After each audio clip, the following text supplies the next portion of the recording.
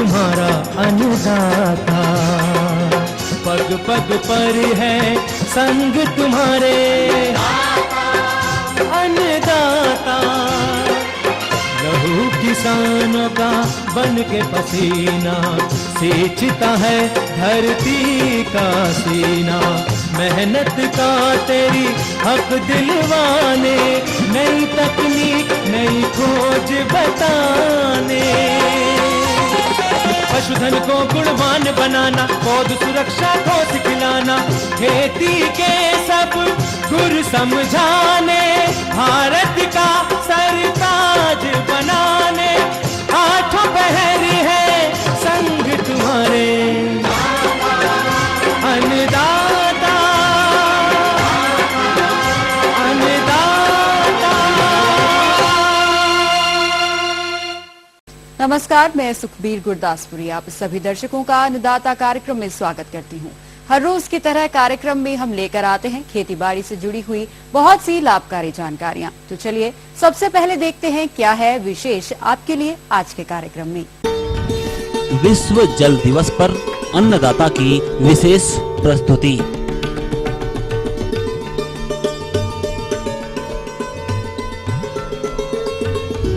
फल तुड़ाई के पश्चात बेर के बाग का समसामयिक प्रबंधन।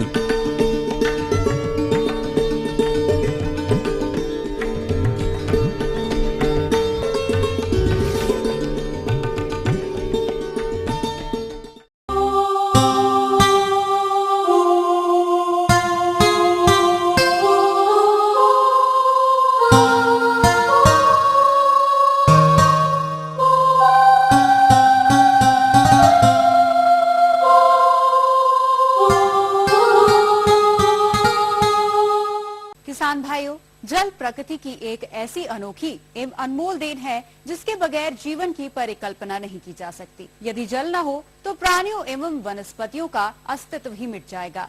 इसलिए पूरा विश्व सामूहिक रूप से आज के दिन यानी कि 22 मार्च को विश्व जल दिवस के रूप में मनाता है। और हम जानते हैं कि हमारे उपयोग हेतु जल की मात्रा सीमित ही है। आज हम विश्व जल दिवस के परिप्रेक्ष्य में अपने कार्यक्रम के माध्यम से किसानों के लिए लाए हैं ये विशेष प्रस्तुति।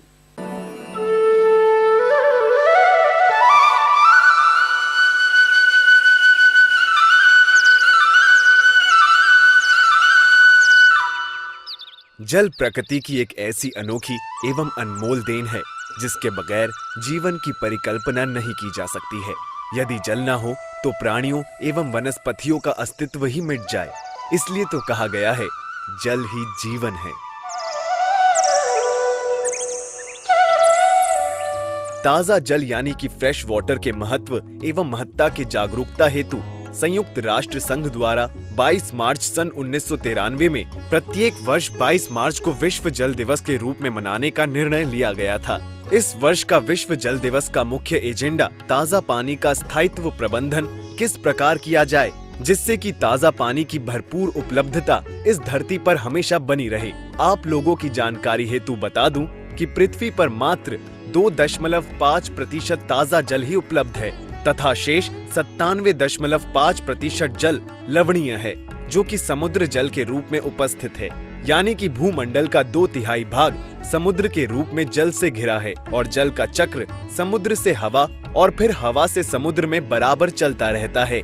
फिर भी हमारे उपयोग का जल सीमित है। संपूर्ण उपलब्ध जल का 1% से भी कम जल हमारे पीने, फसलों की सिंचाई व हमारे अन्य उपयोग में आता है। हमारे उपयोग में आने वाले इस जल का करीब 69% भाग दुनिया के लोग फसलों की सिंचाई में उपयोग करते हैं, जबकि हमारे देश में करीब 90% भाग सिंचाई के उपयोग में लाया जाता है।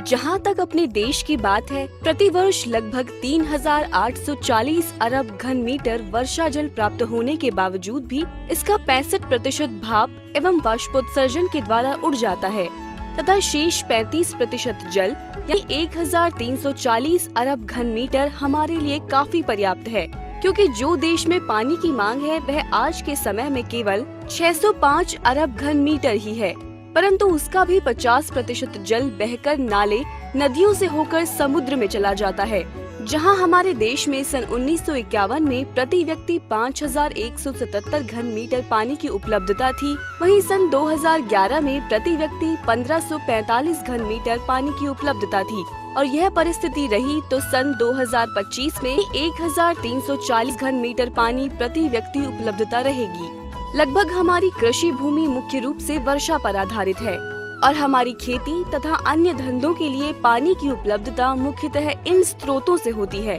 वर्षा से, नहरों से, नलकूपों से, कुओं एवं तालाबों से देश में प्राप्त होने वाली वर्षा का लगभग 90% से भी अधिक भाग मॉनसून के 50 से 80 दिन की अल्प अवधि में ही प्राप्त होता है, जो देश की भौगोलिक विविधता के कारण असमान रूप से वितरित होती है। मॉनसून कहीं बरसता है तो अनावश्यक रूप से कई दिनों तक बरसता ही रहता है और कहीं हफ्ते दर हफ्ते वर्षा की एक बूंद भी नहीं दिखाई पड़ती। ये दोनों ही परिस्थितियां विकट एवं संघर्षपूर्ण होती हैं। प्रथम परिस्थितियों में वर्षा का अधिकांश जल फालतू रूप से बहकर खेत के बाहर चला जाता है और साथ में प्रकृति द्वारा सैकड़ों सालों में निर्मित अमूल्य एवं उपजाऊ मिट्टी का काफी भाग बहा ले जाता है। दूसरी परिस्थितियां तो और भी विकट हैं। इसमें नमी की कमी के कारण फसल की समय पर बुआई नहीं हो पाती और यदि हो भी जाए तो फसलें पकने की अवस्था तक नहीं पहुंच पाती है। परिणाम स्वरूप उत्पादन बुरी तरह से प्रभावित होता है। देश व प्रदेश की बढ़ती आबादी के भरण पोषण के लिए अतिरिक्त अन्न उत्पादन की भारी चुनौती हमारे सामने है, जिसके लिए वर्तमान प्रति इकाई उत्पादन स्तर बढ़ाना होगा, जो सिंचित खेती से ही संभव हो सकेगा। देश में खेती की जाने वाली भूमि का करीब 62% भाग सिंचित है, जिसे और आगे बढ़ाए जाने की गुंजाइश बहुत कम दिखाई दे रही है। देश की अधिकांश छोटी एवं मध्य साइज की नहरों में पानी का अकाल सा हो गया है। जिन नहरों में पानी उपलब्ध है उसका 50% और कई बार तो इससे भी कम पानी फसलों को मिल पाता है। शेष इधर उधर वह कर या रिस्क कर व्यर्थ चला जाता है, जिसके लिए जिम्मेदार काफी हद तक हम लोग ही हैं। भूजल के अत्यधिक दोहन और उसके समानुपातिक रिचार्ज न होने के कारण भूजल का स्तर प्रति वर्ष 4 से 5 फीट भूमिगत जल स्तर खिसकता जा रहा है। परिणाम स्वरूप कुएं एवं ट्यूबवेल सूखते जा रहे हैं। प्रदेश के कई भागों का भूमि जल लवणीय, क्षारीय व समस्याग्रस्त है, जिसके उपयोग में काफी सावधानी बरतनी पड़ती है। प्रदेश के सिंचित क्षेत्रों में 99% सिंचाई जल पलावन विधि द्वारा की जाती है, जिसमें अधिकांश पानी व्यर्थ चला जाता है और कुल उपयोग किए गए पानी का मुश्किल से 25 से 30% भाग ही फसलों के उपयोग में आ पाता है। अभी भी हम अपनी खेती के तरीकों में बदलाव नहीं ला पाए हैं, जिसमें ऐसी फसलों एवं तकनीक का समावेश हो जिसमें कम पानी की आवश्यकता हो और अधिक उत्पादन मिल सके। अब तक सभी तथ्यों एवं परिस्थितियों को ध्यान में रखकर यह आवश्यक है कि हम सभी आने वाले दिनों में पानी की किल्लत की गंभीरता को समझें। उसके लिए पानी अनावश्यक खर्च को रोकें तथा उसका उचित प्रबंधन कर ताज़ा जल का संरक्षण करें। इस हेतु बताई जा रही बातों को अमल में लाने की आवश्यकता है। इस संसाधन के समुचित संरक्षण एवं उपयोग से संबंधित कुछ कार्य ऐसे हैं जिन्हें किसान भाई अकेले अर्थात व्यक्तिगत आधार पर कर सकते हैं, परंतु बहुत से कार्य ऐसे हैं जिन्हें सामूहिक रूप से जन भागीदारी के साथ करने पर ही पूरी सफलता मिल पाएगी। अतः ऐसे कार्यों को जन भागीदारी से ही किया जाए, जिसे हम जल संरक्षण तकनीकियों को अपनाकर संरक्षित कर भविष्य में होने वाली जल किल्लतों को कम कर सकते हैं। इस हेतु जल संरक्षण उपाय वाली तकनीकियों जैसे वाटर सेट प्रबंधन के तहत कंटूर, चेक डैम, मेड़बंदी, कृषि वानिकी के अलावा वाटर हार्वेस्टिंग करके ताज़ा जल को संरक्षित कर सकते हैं। सिंचाई स्रोतों का क्षमतापूर्ण ढंग से उपयोग। किसान भाइयों, अतः हम अपने पीने और फसलों की सिंचाई इत्यादि कार्यों हेतु ताज़ा जल का ही उपयोग करते हैं, जिसका 80% उपयोग केवल फसलों के प्रयोग में आता है। अतः इस जल की बर्बादी को रोकने हेतु परंपरागत सिंचाई पद्धतियों को दरकिनार कर सूक्ष्म सिंचाई पद्धतियों जैसे टपक एवं बौछारी सिंचाई से अधिक कृषि क्षेत्रों को आच्छादित किया जाए तथा जल के सबसे अधिक उपभोग करने वाली फसलें धान में श्री पद्धति को बढ़ावा तथा गेहूं गन्ना फसल चक्र में FIRB तकनीक को अपनाकर हम जल पर बढ़ते दबाव को कम कर सकते हैं। अत्यधिक पानी चाहने वाली धान की फसल में अनायास और अधिक पानी न लगाएं, बल्कि जब खेत से पानी लुप्त हो जाए तब उसमें 5 सेंटीमीटर गहरा पानी लगाएं। लाइनों में बोई फसल में 2 लाइनों के बीच नालियों में या कम से कम एक के बाद दूसरी नाली में सिंचाई करें। सिंचाई का पानी फसलों की क्रांतिक अवस्थाओं पर ही दें और जितनी आवश्यकता हो उतना ही दें। कम पानी चाहने वाली आर्थिक दृष्टि से लाभकारी फसलों का समावेश अपने फसल चक्र में करें, जैसे अरहर, चना, मसूर, सरसों, तिल आदि। कच्ची नालियों से बहाव रिसाव रोकने के लिए पक्की नालियां बनाएं या पाइप के द्वारा पानी को खेतों तक पहुंचाएं। सिंचाई की फव्वारा, स्प्रिंकलर या टपक ड्रिप सिंचाई जैसी दक्ष पद्धतियां प्रयोग में लाएं। धरती को प्राप्त होने वाले जल के मुख्य स्रोत वर्षा के जल का संरक्षण, खेत का पानी खेत में, गांव का पानी गांव में नारे के अनुरूप जल ग्रहण क्षेत्र विकास कार्यों के सिद्धांत पर करें और जल के एक एक बूंद का सार्थक एवं संरक्षण उपयोग करें। बरसात में भूजल की रिचार्जिंग बेसिन, रिचार्ज कुएं, चेक डैम, रिसाव तालाब आदि के द्वारा किया जाए। जल संरक्षण एवं इसके सक्षम उपयोग के साथ साथ यह भी आवश्यक है कि वृक्षों की अनावश्यक कटाई को स्थापित किया जाए और कृषि एवं सामाजिक वानिकी क्षेत्रफल में वृद्धि की जाए। इससे भूमि मरुस्थलीकरण से बचेगी, वर्षा अच्छी होगी और पर्यावरण स्वस्थ रहेगा। इसी से हमारी कृषि एवं सबका जीवन सुरक्षित रहेगा। यही विश्व जल दिवस का उद्देश्य भी है। किसान भाइयों, आप जानते हैं कि जो सिंचाई का जल है उसका कितना महत्व है खेती में। ये कहा गया है कि रहीमन पानी राखिए, बिन पानी सब सून, और पानी बिना न उबरे मोती मांझन चून। तो खेती में पानी का विशेष महत्व है और हम जानते हैं कि पानी की भारी कमी है। वैसे तो देश के भूभाग पे जो पृथ्वी का पूरा सतह है उसका 3/4 भाग पानी से ही डूबा हुआ है, परंतु फिर भी गुणवत्ता युक्त पानी की भारी कमी है, क्योंकि 97.2% जो पानी है वो समुद्र में है और खारा है और किसान के मतलब का नहीं है। तो केवल 2.8% पानी है वही केवल उपयोग में आ सकता है। तो इसी पानी की इसी उपयोगिता को देखते हुए हर वर्ष 22 मार्च को जो है वो जल वर्ष के रूप में मंगाते हैं कि किस तरह से हम जल का संरक्षण करें, किस तरह से हम इसको उपयोग करें, जिससे कि हमारे लिए तो उपयोगी हो ही हो और पर्याप्त हो और हमारी भविष्य की पीढ़ियों के लिए भी निरंतर उपलब्धता होती रहे।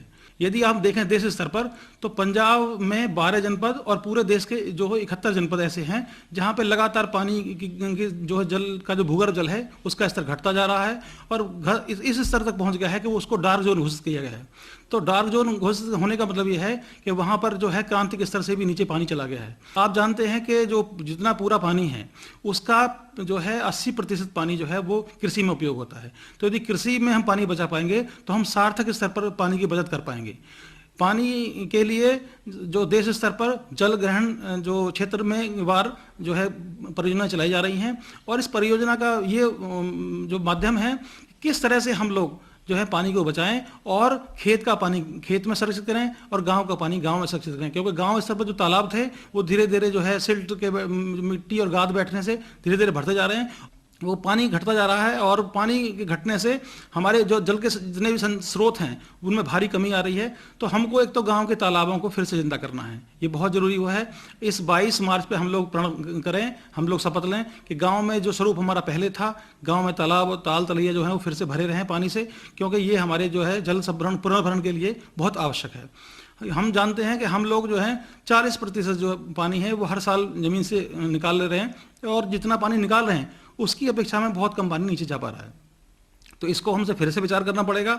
हम जानते हैं कि लगभग जो है जो पानी है, आप देखिए कि 2.6% जो पानी हमारे पास उपलब्ध है विश्व स्तर पर, उसमें से जो मेजर शेयर है वो बर्फ के रूप में उत्तरी ध्रुवों पर जमा हुआ है। केवल और केवल जो है हमारे पास में बहुत कम पानी उपलब्ध है खेती के लिए, और उसमें भी क्या है कि जो हमारा जमीन के अंदर का जो पानी है उस जो 0.06% जो पानी है वो केवल और केवल हम जो उसमें से 0.25% पानी ही इस्तेमाल कर सकते हैं।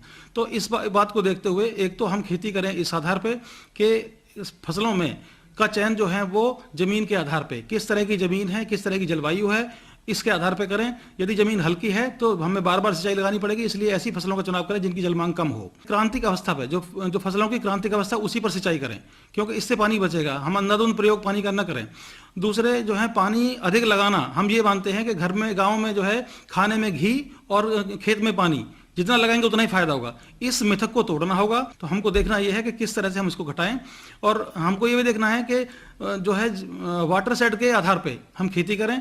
जो खेत का पानी खेत में संरक्षित करें, उसके लिए खेत में मेड़बंदी करें, जिससे कि जो है वर्षा का पानी जो है, समझिए ये नीला सोना है, खेत से बाहर निकल के ये ना जाए। और जो है ट्रेंचिंग करें। जो ढालू जमीनों पे थोड़ा सा ध्यान रखें इसका कि किस तरह से हम वेदिका बनाएं, कैसे कंटूर आधारित फार्मिंग करें।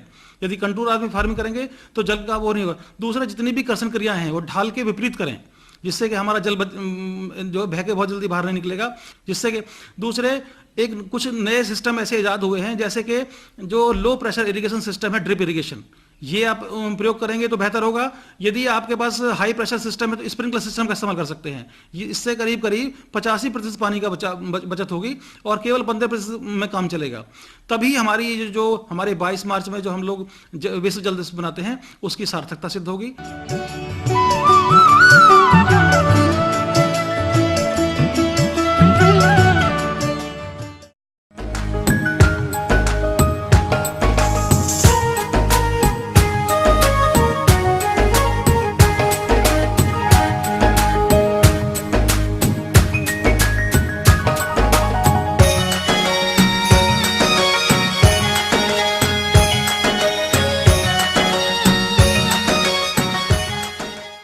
बागवानी के अंतर्गत बेर की बात करें तो प्रदेश में यह अपना महत्वपूर्ण स्थान रखता है।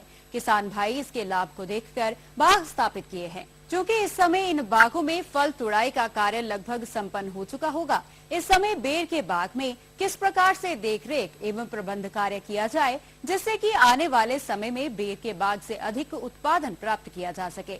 अंततः बागवान भाइयों, बेर के बाग में फल तुड़ाई उपरांत कौन कौन से प्रबंधन कार्य किए जाएं जिससे हमारे अधिक से अधिक फलों की प्राप्ति हो, इस विषय पर आपको संपूर्ण जानकारी दे रहे हैं एक विषय विशेषज्ञ। जो किसान भाई के खेतों में या उनकी बाड़ियों में या रोड साइड भी यदि जो देशी पेड़ है उसको इस वक्त छटाई किया जाता है। इस वक्त काटने और छाटने, जिसको हम लोग टॉप वर्किंग कहते हैं। ये जो टॉप वर्किंग है इसको जमीन से अगर पेड़ छोटे हैं तो 1 मीटर छोड़ करके कटाई की जाती है, और यदि पेड़ बड़े हैं तो उनकी मूल शाखा से 1 मीटर छोड़ के उसकी छटाई की जाती है। कटाई करने के बाद ध्यान रखना चाहिए कि टंगिया या अन्य ऐसे औजार से न करें, आरी से उसकी कटाई होनी चाहिए, जो बिल्कुल स्मूथ उसकी कटाई दिखनी चाहिए। और वहीं से एक पीका फूटता है। ये फरवरी से मार्च तक और ज़्यादा 15 अप्रैल तक इसकी कटाई कर लेनी चाहिए। गर्मी प्रारंभ होने पर पौधे सुसुप्ता अवस्था में चले जाते हैं, तब इसकी कटाई छटाई कर देनी चाहिए। इसके लिए प्रारंभिक 2 या 3 साल तक पौधों को सशक्त रूप और सही आकार देने के लिए पौधे के मुख्य तने पर 4 से 5 प्राथमिक शाखाएं हर दिशा में रहने देते हैं। पहली शाखा के जमीन की सतह से आधा या 1 फुट तक ऊपर आने देते हैं और प्रत्येक शाखा के बीच में करीब आधा से 1 फुट की दूरी रखते हैं। क्रंतन द्वितीय शाखा तक करते हैं। क्रंतन करते समय अनचाही, रोगग्रस्त, सूखी और आपस में रगड़ खाती टहनियों को हटा देना चाहिए। बेर में 20 कलिका रखकर गत वर्ष की द्वितीय शाखाओं को काट देवें। किसान भाइयों, बेर के पौधों की कटाई छटाई करते समय इस बात का विशेष ध्यान रखें कि जिस उपकरण से कटाई छटाई कर रहे हैं उस उपकरण को नीला थोथा या कॉपर ऑक्सीक्लोराइड से उपचारित अवश्य कर लें, ताकि बेर के पौधों में किसी भी फफूंद जनित रोग का प्रकोप न हो सके। इसमें किसान भाई एक चीज ध्यान देंगे, उसके थाला भी निर्माण करें और उसे नियमित पानी देना चाहिए ताकि जल्दी से जल्दी बड़ी स्टिक आए। खोलने के बाद उसकी सुरक्षा हेतु और उसकी ज़्यादा उपज प्राप्त करने के लिए उसमें बाकायदा NPK और गोबर खाद उसमें डालना चाहिए। कटाई छटाई पूर्ण कर लेने के पश्चात हमें जुलाई के माह में खाद एवं उर्वरक देना नितांत आवश्यक है, ताकि नए टहनियों को पोषक तत्व पर्याप्त मात्रा में मिल सकें। बेर के पौधों को उम्र के आधार पर उर्वरक देना चाहिए। 1 वर्ष के पौधे के लिए 10 किलोग्राम गोबर की खाद, 220 ग्राम यूरिया, 350 ग्राम सिंगल सुपर फास्फेट तथा 80 ग्राम म्यूरेट ऑफ पोटाश प्रति पौधे के हिसाब से देना चाहिए। इसी अनुपात में दूसरे, तीसरे एवं चौथे वर्ष तक खाद एवं उर्वरक की मात्रा बढ़ाकर देते रहना चाहिए। और जब पौधा 5 या इससे अधिक वर्ष का हो जाए तब खाद एवं उर्वरकों की मात्रा क्रमशः 30 किलोग्राम गोबर की खाद, 1.2 kilogram urea, 1.75 kilogram super phosphate एवं 0.25 किलोग्राम म्यूरेट ऑफ पोटाश प्रति पौधे के हिसाब से देना चाहिए।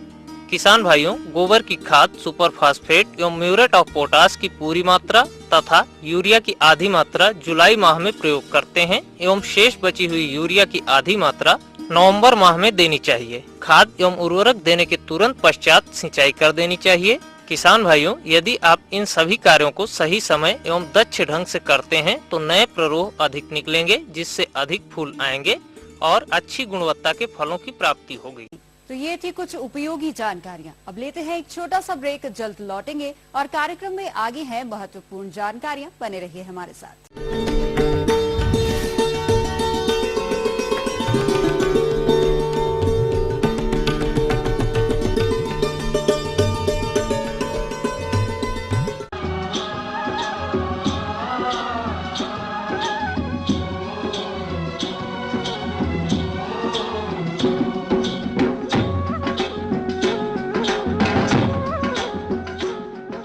ब्रेक के बाद एक बार फिर से आप सभी दर्शकों का अन्नदाता कार्यक्रम में स्वागत है। बढ़ते हैं अगली प्रस्तुति की ओर।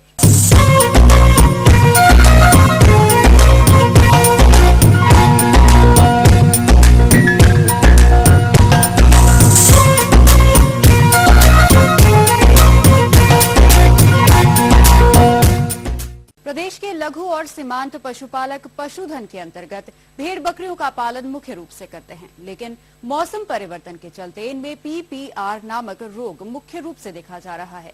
यदि समय रहते पशुपालकों द्वारा इसके नियंत्रण पर ध्यान नहीं दिया गया तो भारी आर्थिक क्षति उठानी पड़ सकती है। अंततः पशुपालक भाइयों, आइए जानते हैं क्या है इस रोग के लक्षण और बचाव के उपाय। इस बारे में जानकारी दे रहे हैं पशु चिकित्सा और पशु विज्ञान महाविद्यालय नवानिया वल्लभगढ़ उदयपुर के एक वरिष्ठ वैज्ञानिक डॉक्टर SK शर्मा। PPR का जो पूरा नाम है वो है पेस्टोडेस पैटेट्स रूमिनेंट्स और यह बकरियों और भेड़ों में होने वाला एक प्रमुख वायरल रोग है। इस रोग के जो प्रमुख लक्षण है उन लक्षणों के अंदर पशु के मुंह में छाले हो जाते हैं, पशु के मुंह से लार गिरती है, पशु के नाक से द्रव स्रावित होता है और आंखों से पानी गिरने लगता है। इस रोग के अन्य लक्षणों के अंदर पशु को तेज खांसी चलती है, नाक से पानी आता है, पशु का निमोनिया हो जाता है और पशुओं को दस्त लग जाते हैं। कई बार पशुओं को खूनी दस्त भी जो है इस रोग के अंदर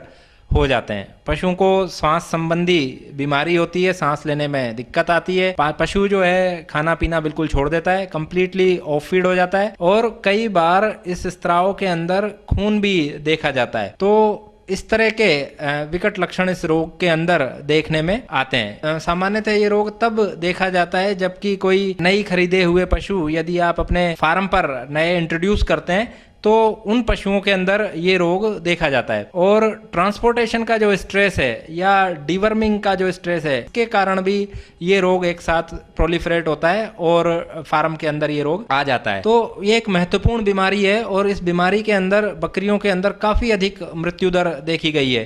कई बार रेवड़ के रेवड़ इस बीमारी से जो है साफ हो जाते हैं। इस रोग का जो प्रमुख जो फैलने का कारण है वो वही है जो कि अन्य संक्रामक रोगों के फैलने के कारण बनते हैं, जिसमें कि विशेषकर रोगी पशुओं का स्वस्थ पशु के संपर्क में आना एक महत्वपूर्ण कारक है। तो जैसे ही जिन पशुओं के अंदर इस रोग के ग्रसित होने के लक्षण जैसे मैंने आपको शुरू में बताए वो अगर आप प्रदर्शित कोई पशु करता है तो ऐसे पशुओं को अलग करके उनकी अलग से उनका उपचार प्रारंभ करवाना चाहिए और रोगी पशुओं को बिल्कुल ही स्वस्थ पशुओं से अलग कर दें। जैसे जैसे आपको जो पशु इस तरह के लक्षण प्रदर्शित करे उन्हें अलग करके और उनका उपचार प्रारंभ करवाएं। इसी के साथ साथ स्वस्थ पशुओं के अंदर भी रोग प्रतिरोधक क्षमता में वृद्धि के लिए उनको उचित पोषण और संतुलित आहार जो है प्रदान करें ताकि उन पशुओं के अंदर रोग प्रतिरोधक क्षमता में वृद्धि हो सके। तो जैसा सामान्यतः ये रोग जो है नए पशुओं को फार्म में जब हम लेके आते हैं तो उनसे ये फार्म में जो पहले से जो पशु हैं उनमें ये रोग फैलने की संभावना रहती है, क्योंकि कई पशु जो खरीदे हुए रहते हैं वो इंक्यूबेशन पीरियड के अंदर रहते हैं इस रोग के और बाद में स्ट्रेस, ट्रांसपोर्टेशन स्ट्रेस या अन्य कई वातावरणीय जो कारक हैं स्ट्रेस के, उसके कारण ये रोग के लक्षण पशु दिखाना शुरू कर देता है। तो और उपचार इसका जो है वो पशु चिकित्सक की सलाह अनुसार तुरंत करवाएं, अन्यथा पशु जो है वो उसकी मृत्यु हो सकती है। इस रोग की रोकथाम के लिए टीकाकरण किया जा सकता है। लाइव वैक्सीन्स जो हैं वो अब मार्केट में अवेलेबल हैं, कमर्शियली अवेलेबल हैं, और पशु चिकित्सालय के पर भी संपर्क करके इस रोग का टीकाकरण अपने पशुओं को कराया जा सकता है। तो सभी स्वस्थ पशुओं को इस रोग के टीके लगवाए जा सकते हैं। इस रोग के टीके 3 माह के ऊपर के सभी बकरियों और भेड़ों को लगाए जाने चाहिए। ज्ञावन पशुओं को, जो अंतिम अवस्था के ज्ञावन पशु हैं, उनको एक बार जो है टीकाकरण नहीं कराएं। जब वो बिया जाएं उसके पश्चात इसका टीकाकरण करवाया जाना चाहिए, ताकि इस रोग की जो है रोकथाम की जा सके। और इस रोग की जो मृत्यु दर है वो अधिक होने के कारण, क्योंकि इसमें जो है सामान्यतः जो तरुण जो पशु होते हैं, जो यंग एनिमल्स होते हैं, उनके अंदर मोर्टेलिटी सबसे ज़्यादा होती है। और बकरी या भेड़ पालन के अंदर सबसे ज़्यादा जो फ़ायदे वाली जो चीज़ होती है वो यंग एनिमल्स ही रहते हैं। तो उनमें मोर्टेलिटी ज़्यादा देखने के कारण बकरी पालकों को और भेड़ पालकों को काफ़ी ज़्यादा आर्थिक नुकसान उठाना पड़ता है। इसलिए मैं पशुपालक भाइयों से आग्रह करूंगा कि समय रहते इस रोग की रोकथाम हेतु अपने पशुओं का टीकाकरण करवा लें। अपने बाड़े के अंदर साफ सफाई की संपूर्ण व्यवस्था रखें। पशुओं को वातावरण की विपरीत परिस्थितियों से बचाने का संपूर्ण प्रयास करें। पशुओं को उचित आहार, संतुलित आहार और पोषण प्रदान करें, ताकि पशुओं के अंदर रोग प्रतिरोधक क्षमता में वृद्धि हो सके।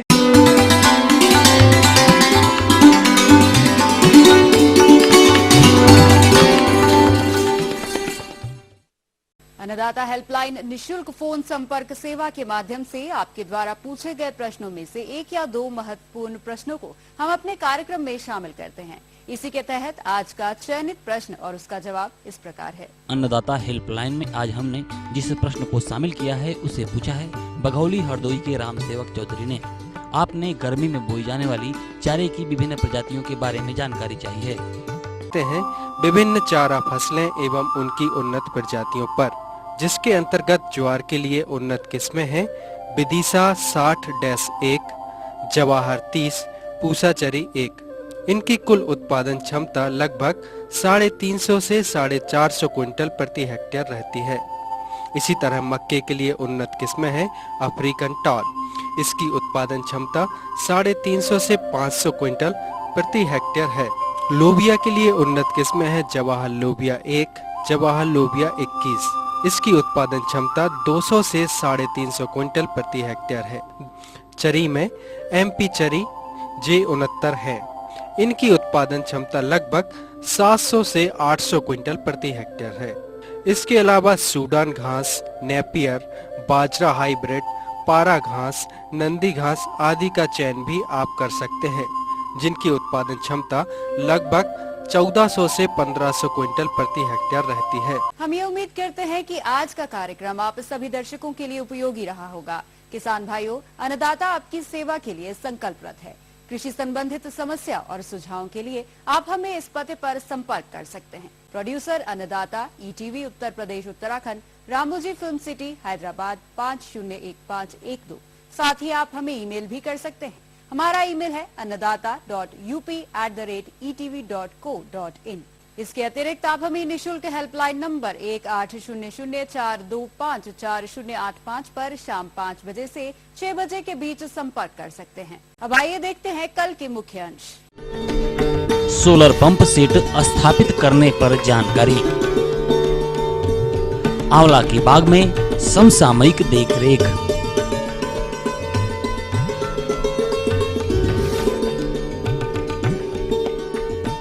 फिलहाल अन्नदाता की पूरी टीम को इजाजत दीजिए। कल फिर इसी समय आपसे मुलाकात होगी कृषि संबंधित कुछ और रोचक जानकारियों के साथ। नमस्कार।